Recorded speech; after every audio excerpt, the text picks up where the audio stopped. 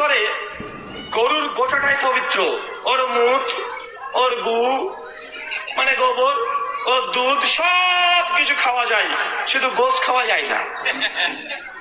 আছে না নাই কথা বলেন?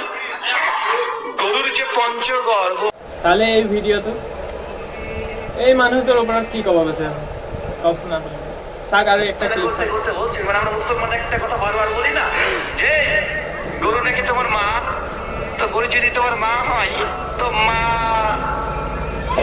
তোমার বাপ কে? এখানে মুসলমানরা একবার মাঝে মাঝে বলে না হয় যায়, তাই শাক খাওয়ায় বাপ হবে, মানে এমনি জাস্ট। এই মানুষজনের নাম তো না জানো, এই মানুষজন অকৃত্য হয়, কিন্তু এই মানুহজনৰ যদি কথা আমি চাওঁ, এই মানুহজনে হিন্দু ধৰ্মৰ বহুত কিবা কিবি নানা ধৰণৰ কথা কৈ আছে। একচুৱেলি আমি যদি কিবা একটা পূজা একটা পাতিব যাওঁ বা এটা ভাল এটা প্ৰগ্ৰাম কৰিব যাওঁ, তেতিয়া আমি কেতিয়াবা এনেকুৱা নকওঁ যে মুছলিমৰ বিষয়ে যে দাড়ি মাল লাম্বা আছে, কিবা আছে, কিবা আছে, নানা ধৰণৰ কথাটো আমি কেতিয়াও নকওঁ। বাট হিন্দে বুলি বুজি ক'ব চব তেখেতে মুছলিম মানে চবক ক'ব নোৱাৰোঁ, কাৰণ এজনৰ কাৰণে চবক ভুল দিব নোৱাৰে। তো সেইটো ভাবি যদি আমি চাওঁ, তো এই মানুহজনে ইমান মানুহৰ মাজত একদম কৈ আছে, এইটো আমাক আমি চাব যালে এইটো আমাৰ ভাল লাগে। আমাৰ হিন্দু ধৰ্মত কৈ আছে যে কিমান আমাৰ জানে যে হিন্দু ধৰ্ম কিমান পুৰণা হিন্দু ধৰ্ম, আমাৰ অল্ড ইজ গ'ল্ড।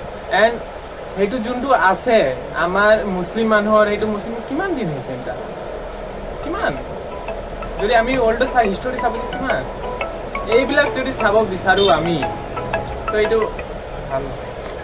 বাকী বেছি কথা নকওঁ আৰু ইমানতে সমাপ্ত কৰিছোঁ। আৰু বহুত এইটো যদি নহয় যদি ভালে আছে, বাকী ইয়াত যিমান মানুহ যোনে কোৱা নাই সিহঁতে হেড লৈ ল'ব নালাগে।